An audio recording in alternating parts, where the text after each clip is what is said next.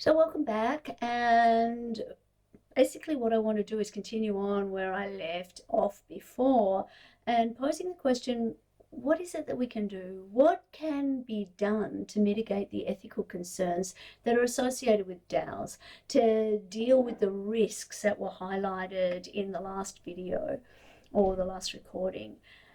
Clearly, one approach is to design DAOs with transparency and accountability in mind. This could mean that we're creating mechanisms for stakeholders to provide feedback, to hold the organisation accountable, or building in safeguards to prevent the organisation from being used for illegal activities.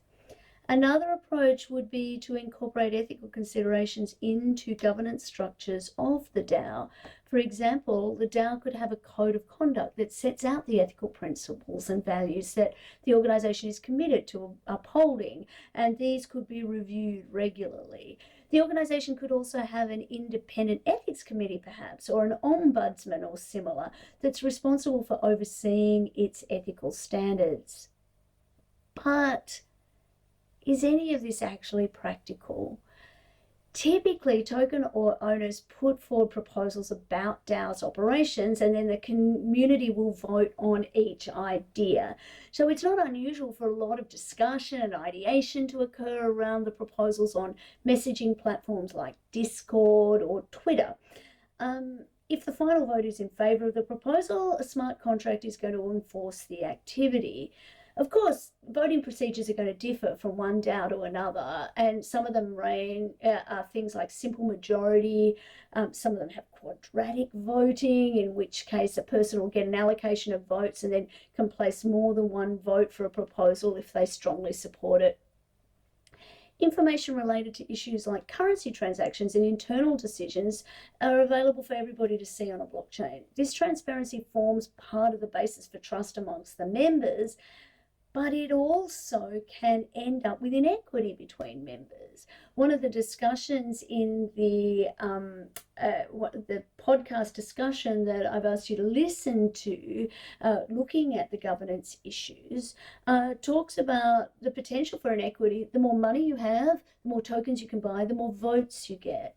Also, when you think about it, say you've got an HR, a performance issue within an organisation, do you really want the whole of the organisation and its investors and potentially suppliers as well knowing about an internal HR or performance management issue, voting on whether or not that employee gets to stay, whether their work is good enough? Is that really conducive to a great outcome?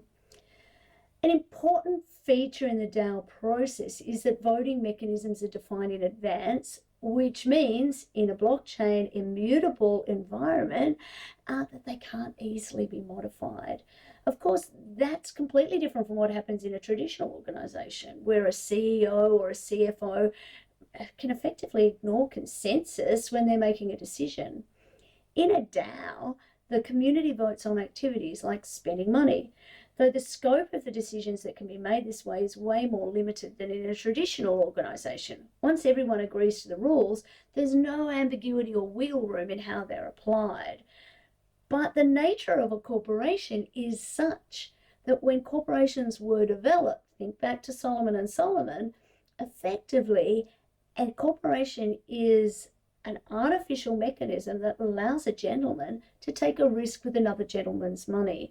As they point out in the podcast that I've asked you to listen to, that actually a traditional organization, it's about taking risks. It's about taking the bet that other people aren't taking.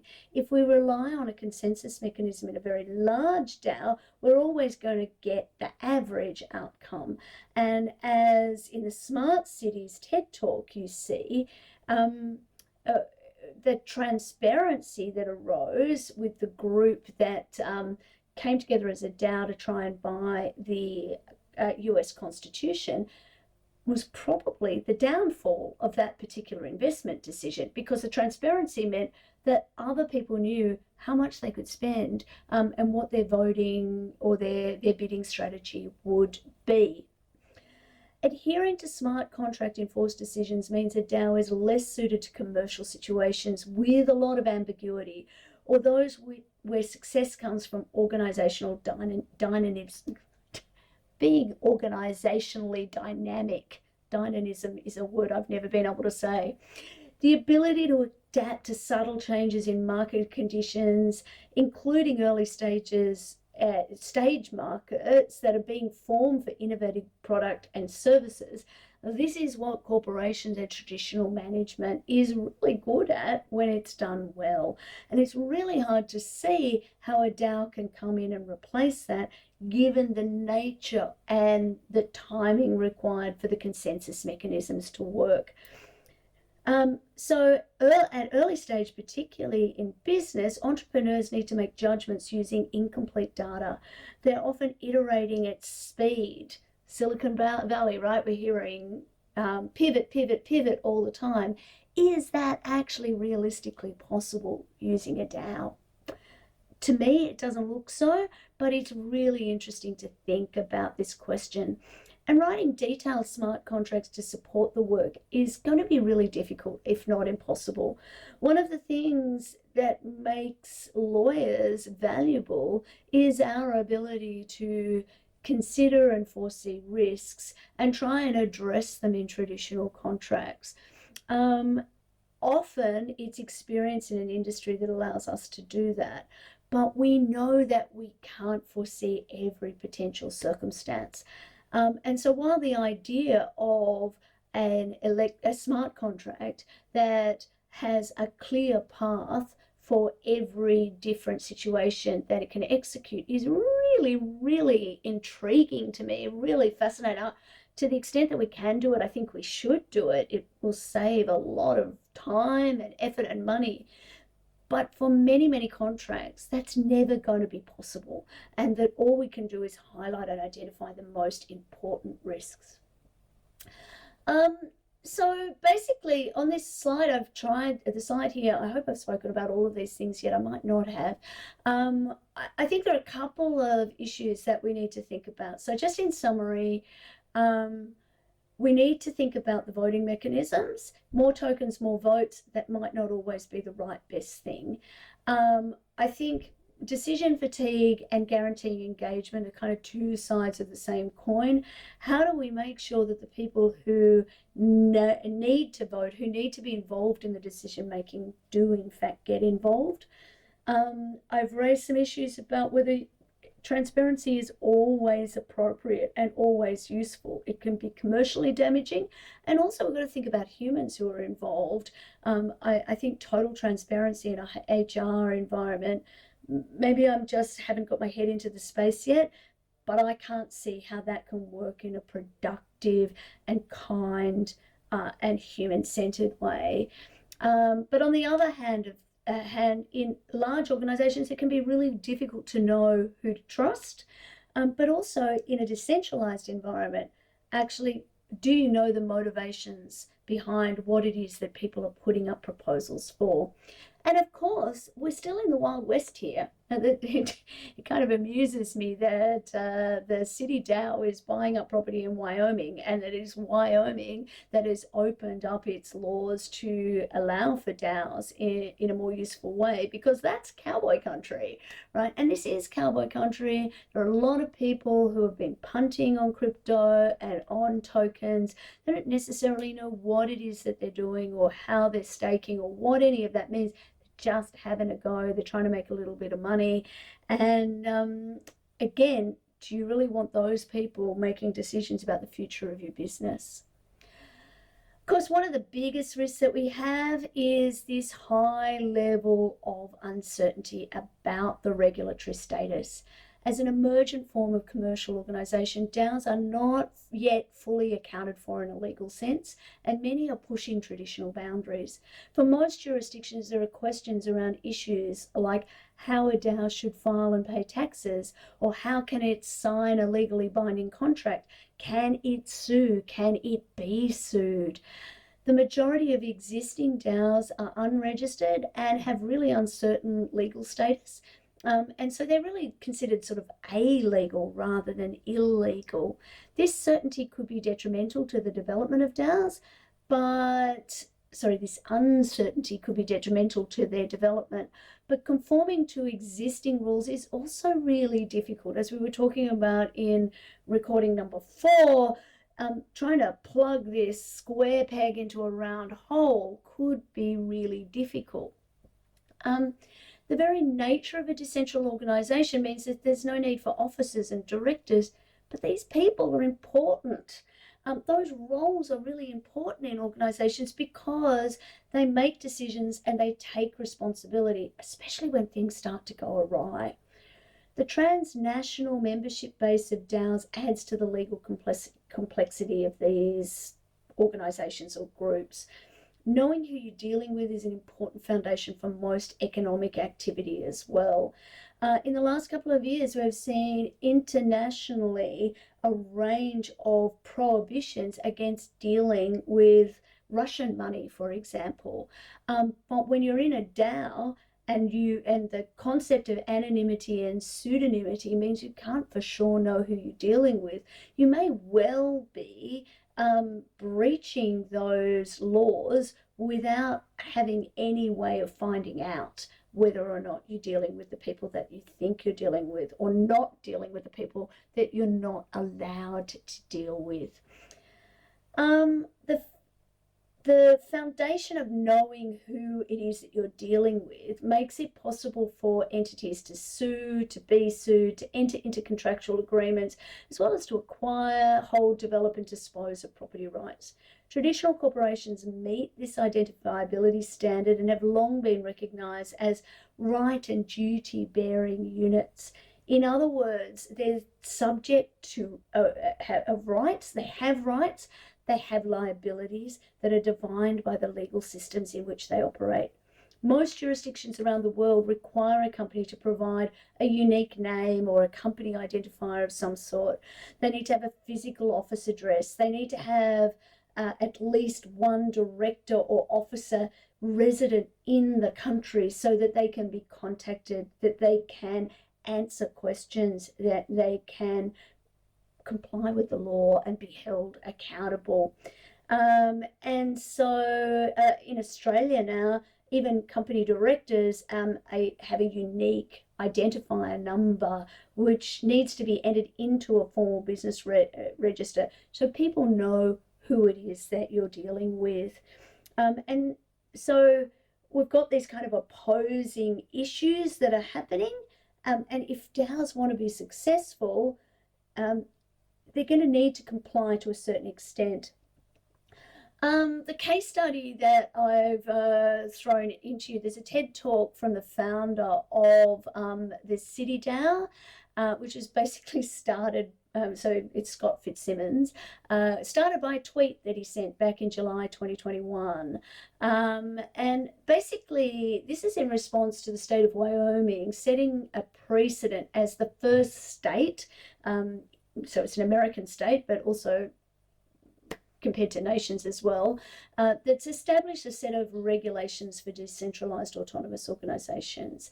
And so basically, a DAO that wants to operate within Wyoming has a clear set of rules. DAOs in Wyoming are now recognised as a unique type of limited liability company. So that they've got the denominator LLC, one we don't have in Australia, but it's kind of similar to a proprietary limited company in Australia. So it has legal personality, it has a range of rights, including that limitation on liability for its members. Without this kind of protection, DAOs might be considered general partnerships. In the US, in Australia, they are most likely to fall within the partnership law, which means that members are at risk for personal liability relating to the actions or obligations that the partnership or the DAO takes on. Every DAO needs to appoint a registered agent. So in Wyoming, they need to have a registered agent, so a resident who's responsible for maintaining a physical address and a registry of names and addresses for the directors or equivalent individuals. So CityDAO, the case study on the slide, you can basically see just kind of a scroll through of its website. CityDAO was established in July 2021, around the same time as these laws were set up, following a tweet that Scott Fitzsimmons set out. A group of founders, they came from all over the world, Germany, US, Ireland, Canada, basically came together with the goal of constructing a city of the future using the Ethereum blockchain. So they wanted to decentralize asset ownership by tokenizing land, rights, and governance. These days, it looks like there are about 10,000 investors. More than $7 million US has been raised. CityDAO's inaugural investment, they call it Parcel Zero, was a 40-acre tract of land in Wyoming because that's where the laws are. The acquisition was considered a low-risk venture and a stepping stone for the organisation as it explores new opportunities. Currently, CityDAO citizens receive NFTs that represent governance rights, such as proposals and votings or activities, but it doesn't give them direct ownership in real-world land. Members can vote on the DAO's activities without receiving direct returns in the form of expected earnings. The arrangement's designed to prevent conflicts with federal securities laws.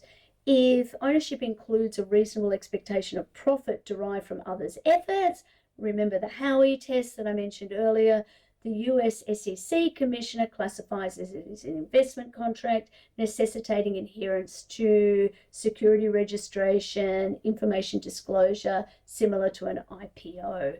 The undoing in the end of the DAO discussed in the previous recording. While these regulations are likely to evolve, they continue to pose challenges for DAOs, both in the US and everywhere else. Last two things I want to talk about very, very quickly. You've got two key readings in this week. Make sure that you have a good look at them. I think you'll find them very helpful. The Moore reading was quoted in the Australian Law Reform Commission report extensively, and I think it gives us some really interesting guidance for things to think about. It's got a really good section setting out the mechanics of the process for a DAO, which I think you'll find very useful. I think some of the parts dealing with the complexity of voting talks a bit about multi-token voting. I must admit, and I put this on the slide, this reminds me of the News Corp voting structure. Many of you will know News Corp and wonder why the hell is it that the Murdoch family have got so much control over that company. Well, for a very long time, News Corp has had two classes of shares. Class A, which basically has no voting rights but has financial consequences, and Class B, which has voting rights attached to it. Well, the Murdoch family own almost 40% of the voting shares in that company. Now, because that company's been extremely profitable, people have been prepared to have no vote at all, which is kind of the opposite of what happens in a DAO, right? So everybody gets a vote as opposed to nobody gets a vote, but there are financial returns. I want to point that out because voting as a mechanism for establishing value is something that we can play with in a traditional corporation as well. I think the other thing that Moore points out really well and really coherently is the way that DAOs tend to be, we see this language, wrapped or unwrapped. So to get around the partnership problem, many of them are wrapped in a LLC, so a Delaware or in some other state. Now, other than in Wyoming and Vermont, those LLCs are traditional equivalents of proprietary limited companies. And so why do I point that out? Because these wrapped DAOs, they're wrapped around a legal structure. Now, that's not as easily available in Australia because in most US states, perhaps all of them as far as I know, it is possible to have something that is a member managed LLC. So no directors as such. And so the LLC can be managed by the votes of the DAO by consensus. it is not possible to have a corporate entity unregistered under the Australian law that doesn't have at least one director and at least one shareholder. And so a proprietary limited company needs to have at least one, needs to have one shareholder. Similarly, a public company basically has limited liability for the members. The members can change around, but basically, once you have 50 members or more, you need to be a public company in Australia, which means you need to have 3 directors, but also means that you can't have a provision that effectively limits who the owners of the company are. You need to be able to, basically, they need to be able to trade shares without the directors saying yes or no to those trades, which again, when you have DAOs that require an approval of the token holders before a new token holder can be admitted, that's going to be counterintuitive and it's not going to work. The next reading that you have, the Gomez reading, is nice and brief. It's easy to read. I think you will enjoy it. What I thought was particularly useful about her article, and Selena Gomez she's a partner of a very large international law firm, Clifford Chance. She knows what she's talking about, so listen to what she's talking about. Particularly have a look at sort of the last part of her article, where she's talking about some practical things to think about when you're setting up a DAO, and I think you'll find that quite useful. You can read, I'm not going to read it to you, but have a look at that. Questions, concerns, frustrations, compliments. I look forward to talking to you about all of these things in the tutorial. Cheers.